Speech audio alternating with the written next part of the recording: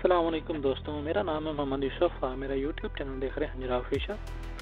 دوستوں، آج ہم بات کریں گے ایران کی سیاست اور ان کے بین الاقوامی تعلقات کے بارے میں۔ دوستوں، آگے بڑھنے سے پہلے گزارش ہے کہ آپ ہمارے چینل کو سبسکرائب کر دیں تاکہ ہماری ہر نئی آنے والی ویڈیو کا نوٹیفیکیشن آپ کو ملتا رہے۔ دوستوں، چلتے ہیں اپنی ویڈیو کی طرف۔ دوستوں، موجودہ آئین 1989 عیسوی کے انقلاب کے بعد منظور کیا گیا، جس کے مطابق ایران کو ایک اسلامی جمہوریہ اور اسلامی تعلیمات کو تمام سیاسی، سماجی اور معاشی تعلقات کی بنیاد قرار دیا گیا۔ مجموعی اختیارات رہبر معظم سپریم لیڈر کے پاس ہوتے ہیں۔ آج کل آیت اللہ علی خامنہ رہبر معظم ہے۔ رہبر معظم کا انتخاب ماہرین کی ایک مجلس خبرگان رہبری کرتی ہے، جس میں پورے ایران سے 86 علماء منتخب کیے جاتے ہیں۔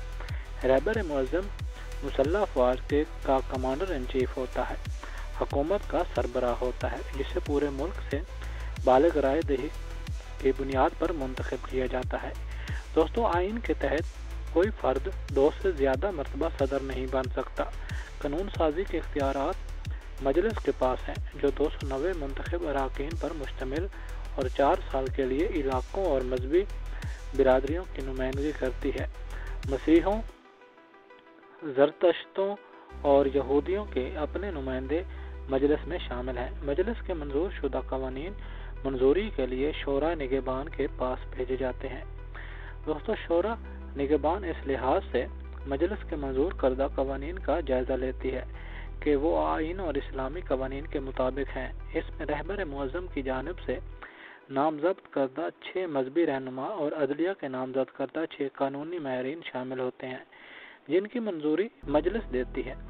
شورائے نگہبان کی مجلس مقامی کونسلوں، صدارت اور مجلس خبرگان کے امیدواروں کو ویٹو کر دینے کا اختیار بھی ہوتا ہے۔ دوستو، قانون سازی کے حوالے سے مجلس اور شورائے نگہبان کے درمیان میں پیدا ہونے والے تنازعات کے حل کے لیے 1988 عیسوی میں مجمع تشخیص مصلحت نظام ایکسپیڈینسی کونسل قائم کی گئی ہے۔ اگست 1999 عیسوی سے یہ قومی پالیسی اور آئینی امور پر رہبر معظم کا مشیر ادارہ بن گئی۔ اس کے سربراہ سابق صدر علی اکبر ہاشمی رفسنجانی ہیں اور اس میں حکومت کے تینوں شعبوں کے سربراہ اور شورائے نگہبان کے مذہبی ارکان شامل ہیں۔ رہبر معظم 3 سال کے لیے ارکان نامزد کرتا ہے۔ دوستوں، مجلس کے بڑے گروہوں کو عموماً اصلاح پسند اور قدامت پرست کے طور پر بیان کیا جاتا ہے۔ اس وقت مجلس میں آباد گاران کے اتحاد غالب ہے، یہ قدامت پرست ہیں۔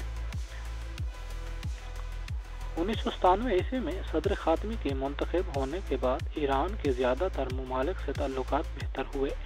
1998 عیسوی میں برطانیہ اور ایران کے تعلقات اس یقین دہانی پر بحال ہوئے کہ ایرانی حکومت کا سلمان رشدی کی زندگی کو خطرے میں ڈالنے کا کوئی ارادہ نہیں۔ 1999 عیسوی میں برطانیہ اور ایران نے سفارتکاروں کا تبادلہ کیا۔ ایران اور امریکہ کے تعلقات 1980 میں ٹوٹے اور آج تک بحال نہیں ہوئے۔ جولائی 2001 عیسوی میں امریکہ نے ایران اور لیبیا پر پابندیوں کے قانون میں مزید 5 سال کے لیے توسیع کر دی۔ جنوری 2002 عیسوی میں صدر بش نے ایران کو بدی کے محور ایکسس آف ایول کا حصہ قرار دیا۔ اس وقت ایران مغربی طاقتوں کی جانب سے جوہری پروگرام، مبینہ دہشت گردی، مشرق وسطیٰ کے امن کو خراب کرنے کی خواہش مند گروہوں کی مبینہ سرپرستی اور دیگر الزامات کا نشانہ بنا ہوا ہے۔ اسلامی جمہوریہ ایران نے مغرب کی ریشہ دوانیوں میں امریکی سازشوں اور عالمی سامراجی طاقتوں کی طرف سے ملت ایران کے خلاف مسلسل دھمکیوں کے بعد ہر سطح پر خود کفیل ہونے کا فیصلہ کیا اور ایٹمی ٹیکنالوجی، نانو ٹیکنالوجی، کلوننگ اور میڈیکل کے ساتھ ساتھ ایرو اسپیس نیز دفاعی شعبوں میں بے پناہ ترقی کی ہے، جس کے بارے میں اختصار کے ساتھ کچھ مطالب قارئین کے معلومات افزائی کے لیے ذیل میں درج کیے جا رہے ہیں۔ ایرو اسپیس، ایٹمی ٹیکنالوجی، نانو ٹیکنالوجی، کلوننگ، میڈیکل، دفاعی۔ دوستو، ایران کے عراق سے تعلقات 1980 عیسوی کی دہائی میں ایران عراق جنگ کے بعد سے دونوں ممالک کے تعلقات کبھی معمول پر نہیں آ سکے۔ تاہم عراق کے تنازع پر ایران نے غیر جانبدار ہونے کا اعلان کر دیا۔ اگرچہ اس نے فوجی کارروائیوں پر تنقید کی، لیکن اس نے اعلان کیا کہ وہ تنازع سے باہر رہے گا۔ اس کا کہنا ہے کہ وہ ایک مستحکم اور متحد عراق کے لیے کام کرنا چاہتا ہے۔ ایران کا عراق کی عبوری حکومت کے ساتھ براہ راست دو طرف معاہدہ ہے۔ ایران بجلی کی فراہمی کے سلسلے میں عراق کی مدد کر رہا ہے۔